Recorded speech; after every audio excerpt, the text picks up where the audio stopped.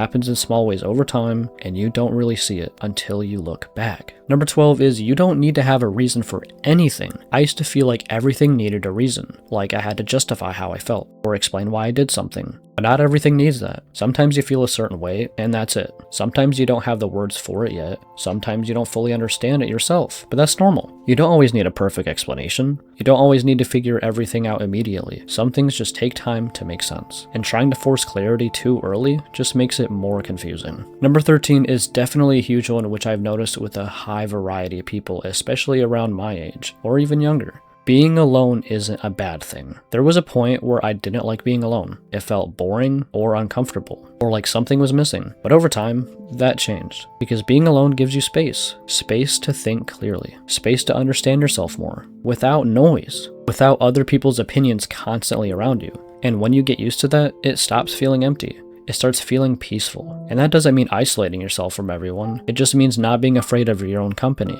Because once you're comfortable with being alone, you're not depending on other people to feel okay all the time. Number 14 is also a small one, but most problems are temporary. When you're going through something, it feels permanent, like it's always going to be like that. But most of the time, it's not. Situations change, feelings change, you change. Things that once felt like a big deal eventually become something you barely think about, and you don't realize that while you're in it. Everything feels bigger in the moment, but time has a way of shifting things, and remembering that, even a little, helps you not get completely stuck on it. Number 15 is definitely towards people with higher egos or ones that don't know how to control themselves quite yet. You don't need to respond to everything. This is something I had to learn the hard way. And you don't need to respond to everything. Not every comment, not every situation, not every little thing that happens. I used to feel like I had to react to everything. Like I had to say something, do something, fix something. But that just drains you, because now you're giving energy to the things that don't even deserve it. And a lot of the time, the best response is no response at all. Just letting someone be,